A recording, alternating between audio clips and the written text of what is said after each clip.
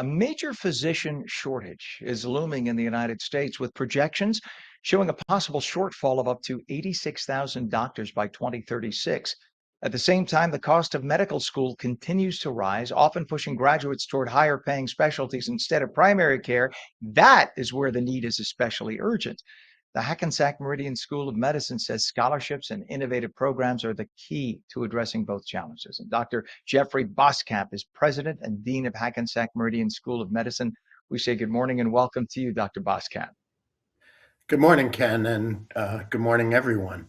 Thank you. Yeah, this is a serious deal, and I can understand if you're entering medical school and you're going to incur how many hundreds and hundreds of thousands of dollars of debt that you have to pay back when you get out, and you see that a general practitioner is going to make, I'm just making up a number, 200,000, but if I become a plastic surgeon, I can make 2 million.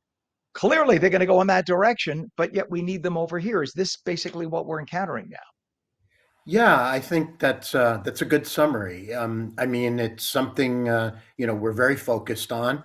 So while there are very varying estimates of how many doctors we're going to be short, it's a much more complicated thing. And in fact, in New Jersey, there are some estimates that we could be 25,000 physicians short just in this state. So, but it's not just that, it's the distribution, as you're saying. So we all know how hard it is to get a primary care doctor these days. People are constantly calling and saying not only who's a good one, but how do I get in? I have a local person who I want to see me, but their panel is closed, or I'd have to wait 3 months for an appointment. So we really do need many more primary care doctors, and we know people with primary care doctors have much better health outcomes. So, and it's really important for us. I mean, 75% of medical students are now coming to the end of medical school with debt. And the average medical school debt, which includes undergraduates, is about $250,000 when people graduate from medical school. So with undergraduate and medical school, that's a big debt and it's a real strain. And as you say, it affects their choice. And if we really want them to go into primary care, which is whether it's pediatrics or general internal medicine, family medicine, if we want them to go in those areas, we have to make it easier for them. And they look at how hard it is to pay off that debt. And that's where the scholarships come in. And we work incredibly hard to be able to get a class of students who come from diverse socioeconomic backgrounds. Medical school should never be for students who just come from affluent families who could afford that tab. So that really powers us to say, let's get the very best students that we can in the class, and the ones that are going to have trouble affording it or be facing immense debt, let's see how we can work hard to make that easier for them. Yeah, I've known. I went to a high school in Manhattan called Regis High School, which was a private high school. And people hear private high school, they assume, oh, Upper East Side private high school. That must be a fancy, expensive school. No, it was actually free. You won your way in. You had to go through all the. You may know it. You win your way in through all these different exams. Probably 60% of the kids came from underprivileged areas, but they were super smart. They worked really hard in their they all went to Catholic schools, some went to public schools, but they worked really hard to get to that point. Regis graduates some of the most, not just because I went there, but I'm the outlier, but it graduates some of the most brilliant minds. They end up in Ivy League schools all over the country. But it shows that socioeconomic factors, though they do impact it to some extent, you can have some of those brilliant people in the inner city who just can't afford and they don't have access to colleges, medical schools. So I'm so glad you're pointing that out. And plus, when you get to a doctor who comes from a socioeconomic background that you might be in, you can kind of relate on a whole different level. Doctor, I wanted to ask you about how this is a shortage in spite of the fact that we have nurse practitioners and PAs out there trying to help the situation. What would happen if we didn't have NPs and PAs out there helping? Yeah, no, that's a great point. That the the whole healthcare team that works together to deliver great health includes all of those people and more. And we all need to work together. It's already, as you said, there's already a shortage. We're lucky for talented PAs and nurse practitioners.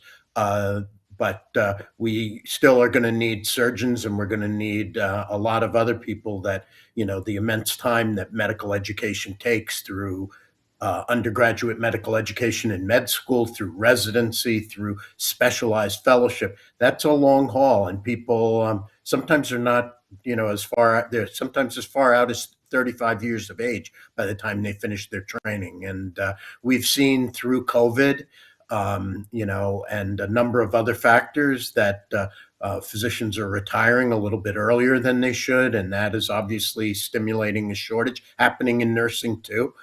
Same issues, but we are very happy. Our med school started in 2018. We're a relatively new med school, but we're already affecting the supply of physicians in a very positive way in the state of New Jersey, and we've been, having great support for our school, which will graduate our sixth class this coming June. That's exciting. And yeah, I mean, talk about a service to the state of New Jersey, Hackensack Meridian, just an incredible health system. And to have you as a medical school graduating great new physicians for the state that so desperately needs it. I mean, we're talking about a population in the state that's the most densely populated state in the entire country. And the fact that we are in such need of doctors is a shame. And, I'm guessing that in decades past, you had doctors with their eyes on Manhattan on the Upper East Side or something like that. So after they take their degree, and then right there, I could just travel 30 miles or 20 miles and make a lot more maybe than here, or whatever. And I can imagine that has certainly caused a drain on the system in New Jersey. So what is the answer for somebody at this point who would really love to get into medical school? But at this point, they are just socioeconomically not able to do so. They first have to get through their undergrad, and many of them even have trouble getting into that. So, what's the ultimate answer, Doctor? Yeah, no, I think you have to, it's just as you pointed out, like your high school, you have to work really hard. You have to achieve. It's an immensely talented class. We have over 6,000 applications a year for 165 spots. So you can imagine, how incredibly competitive it is. But with the basis, with the backup of scholarships, we are able to do what we call holistic admissions and really look for the best graduates who we think are going to be very impactful in medicine, regardless of their socioeconomic status. So, the more I can achieve in scholarships, the best class I can put together, and I can take some of those students who might not be able to afford it and say, we can help change your life. You're going to be an amazing doctor. You've shown incredible extracurriculars. You've shown leadership. You've shown outstanding academics. We want to get you, and we're going to help ease that. The other thing I'd mention is that in partnership, our school in partnership with our health network has put together something called the Primary Care Scholars Program, which I'm very proud of. And this year, 15 students in the entering class will go to med school for free. And what that's about is they'll commit on entry that they're going to do pediatrics, general internal medicine, or family medicine, or geriatrics. And if they make that commitment, we do not charge them for medical school. They go in our 3-year program. We have an accelerated program. So a third of our class, by the way, graduates in 3 years. That saves money. But these primary care scholars will stay with us for 3 years. We actually pay them $2,500 a month while they're medical students so they can eat and live. They then will come to one of our residency programs at Hackensack Meridian, and they have a guaranteed job when they finish. If they work with us at Hackensack Meridian in primary care for 3 years, they have no medical debt and they paid nothing for medical school. So we're very excited about that program to help primary care in New Jersey. And that program is up and running. And the students in it are outstanding. Students that might be tempted to go to other specialties that are more lucrative are doing this because of what we're able to offer them. So we're very proud of that. And by the way, over half our student graduates are staying in New Jersey now. So to your point about needing doctors in New Jersey, our new school is already showing results that they're staying in New Jersey. What a brilliant solution, Doctor. My gosh, I would imagine it's extremely competitive to get one of those slots. but that's how you get the creme de la creme.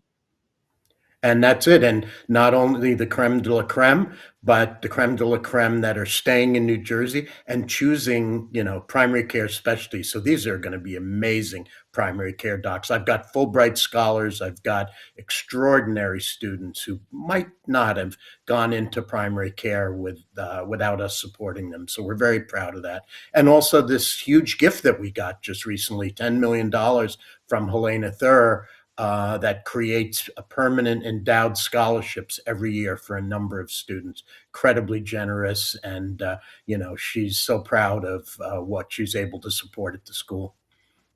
She's helping to literally change the medical landscape of New Jersey with that. That is a huge investment for the future of the state. That's an amazing thing.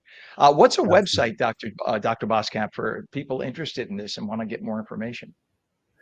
So you can Google Hackensack Meridian School of Medicine. That will take you to directly to our website, which has all our different features. And if you're so inclined, through there, you can also donate to help create scholarships or add to our mission, which we would obviously be highly indebted.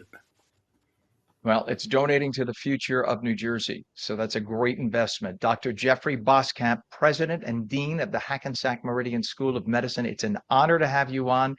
Thank you for coming up with these great solutions, and thank you for coming on this morning. Thanks so much, Ken. I really appreciate coming on your show. My honor. Thank you, Doctor.